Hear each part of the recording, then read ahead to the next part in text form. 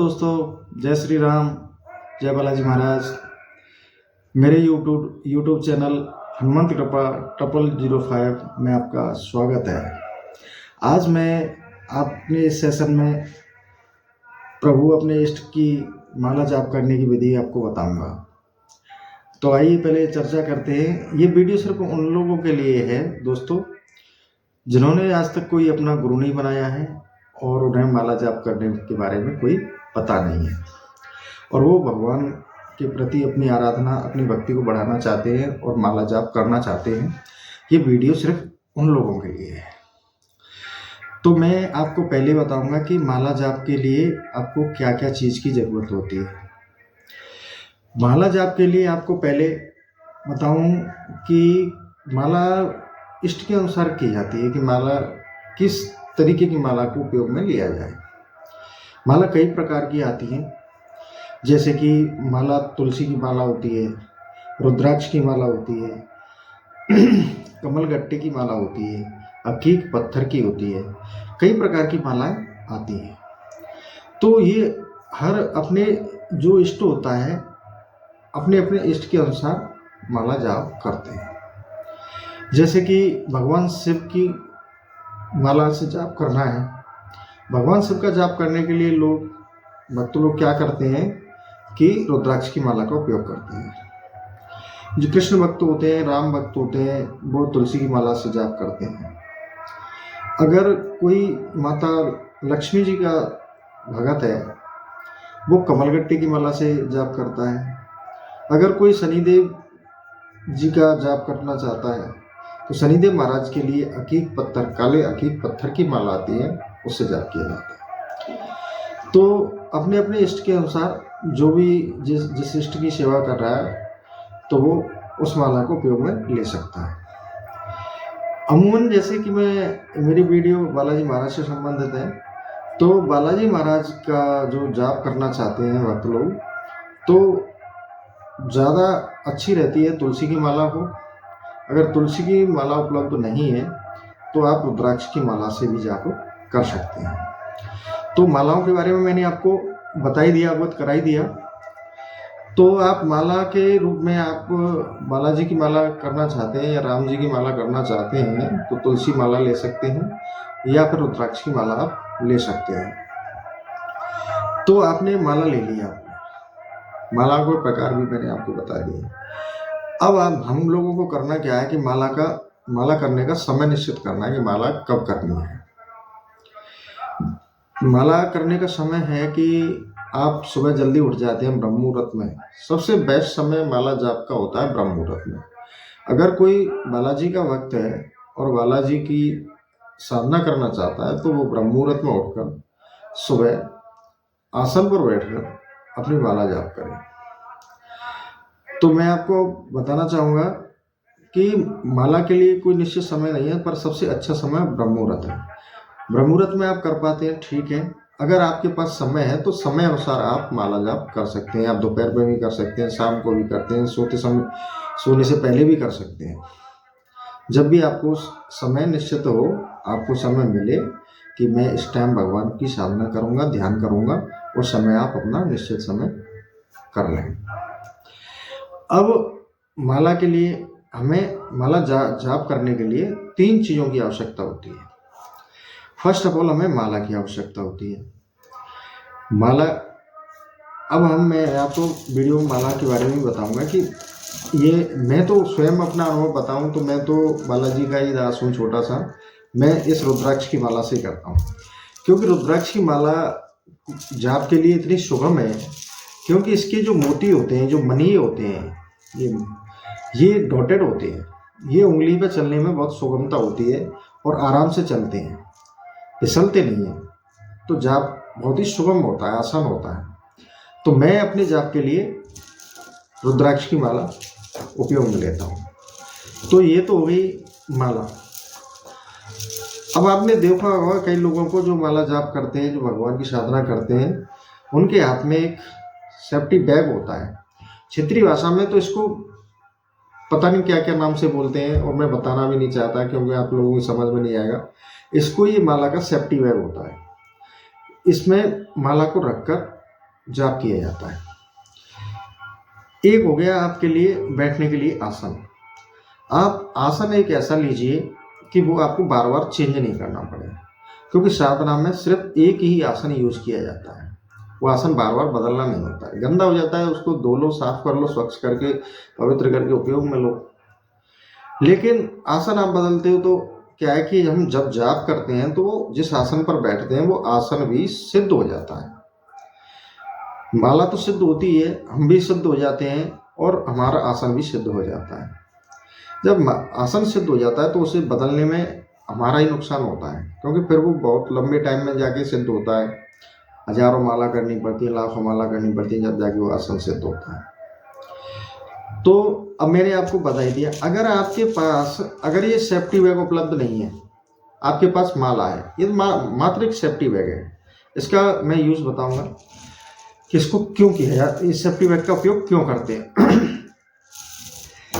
क्योंकि माला की लंबाई काफ़ी होती है, क्योंकि माला में 108 मोती होते हैं, 9वां एक एक्स्ट्रा 109 होते हैं, एक एक्स्ट्रा होता है।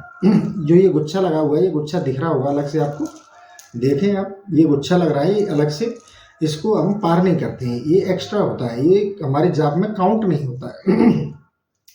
ये हमारे जाप में काउंट नहीं होता है। अब क्या है कि ये माला की काफ़ी लंबाई होती है, देखो भक्तों, इस माला की काफ़ी लंबाई होती है, तो ये माला जमीन पे नहीं टिके। जमीन पे टिकने में ये माला हमारी अशुद्ध हो जाती है, इसलिए हम इस सेफ्टी बैग का उपयोग करते हैं। अगर हमारे पास ये सेफ्टी बैग उपलब्ध नहीं है, वैसे मार्केट में ये 50-60 रुपये का मिल जाता है, कोई ऐसी चीज़ नहीं है कि ये मिले नहीं, मिल जाता है। अगर आप गांव देहात में रहते हैं और वहाँ ये सुविधा नहीं है तो कोई दिक्कत नहीं, आपके पास माला होनी चाहिए सिर्फ। अगर आपका साधना करने का मन है, जाप करने का मन है, अपने इष्ट को प्रसन्न करने का मन है, तो कोई साधन इतने ज़रूरी नहीं है कि आपको वो साधन की ही आवश्यकता पड़े। बस ये है कि ये माला ज़मीन पर टिकनी नहीं चाहिए। जब आप आसन लगा के ज़मीन पर बैठे हैं, उस समय ये माला की लंबाई अधिक होने के कारण ज़मीन पर टिक जाती है, टिक जाने से ये शुद्ध हो जाती है। तो आप आसन लगा के बैठे हैं, आलती पालती मार के बैठे हैं, तो एक स्वच्छ कपड़ा लीजिए, अपने पैरों पे एक कपड़ा बिछा लीजिए। अब उस कपड़े पर इस माला को रख लीजिए ऐसे करके, ये आपके पैर हो गए, पैरों पे कपड़ा बिछा लिया और माला को ले लिया, और माला उस कपड़े पे, यानी कि ज़मीन पे टच नहीं हो। मेरा कहने का मतलब आप समझ रहे हैं, ज़मीन पे टच नहीं होनी चाहिए, आप उस कपड़े पे आपके टच हो रही है, कोई दिक्कत नहीं है। अब माला करने का मैं एक तरीका बताता हूँ। माला, अब हम चलते हैं माला के तरीके पे। माला का जाप 3 तरीके से होता है। 3 तरीके से कैसे होता है, मैं आप विस्तार से ध्यान से सुनना है इसको। एक तो माला जो साधक लोग हैं, साधक लोगों को तो पता होता है, वो गुरु मंत्र प्राप्त होते हैं, उनको गुरु ने मंत्र दिया होता है, उन्हें माला जाप के सारे तरीकों से अवगत करा दिया जाता है, तो उस तरीके से वो पहले से उस चीज़ से अवगत होते हैं और आराम से अपनी साधना में लगे रहते हैं। अगर मैं मेरा वीडियो बनाने का उद्देश्य यही था कि जो लोग साधना में जुड़ना चाहते हैं, माला जाप करना चाहते हैं, ये वीडियो उन लोगों के लिए है जिन्होंने ना तो किसी को गुरु बनाया है, ना गुरु दक्षिणा ली है, ना गुरु मंत्र लिया है और साधना करना चाहते हैं, तो ये उन लोगों के लिए है। तो अब मैं उनको बताऊंगा कि माला करते कैसे हैं और जाप के कितने तरीके होते हैं, जाप कितने तरीके से कर सकते हैं अपने प्रभु को प्रसन्न करने के लिए। तो जाप 3 तरीके से किया जाता है दोस्तों। पहला होता है, हम माला को हाथ में लेंगे और मन ही मन में आंखें बंद करके आसन पे बैठ के मन ही मन में अपना जो मंत्र है, जो तुम्हें पसंद है, तुम्हारे इष्ट का जो मंत्र है, आप जिस इष्ट की साधना कर रहे हैं, क्योंकि सारे जो भगवान के दिए हुए मंत्र है सभी गुरुओं के द्वारा ही दिए गए हैं, चाहे वो राम का हो, चाहे कृष्ण का हो, चाहे राधे राधे हो, चाहे कोई सा भी मंत्र हो, चाहे शिव का मंत्र हो, पंचाक्षरी मंत्र हो, चाहे कोई सा भी हो, वो सारे गुरुओं के द्वारा दिए गए हैं, तो वो सिद्ध मंत्र हैं, तो हम उनको कर सकते हैं। अब मैं बताऊँ आपको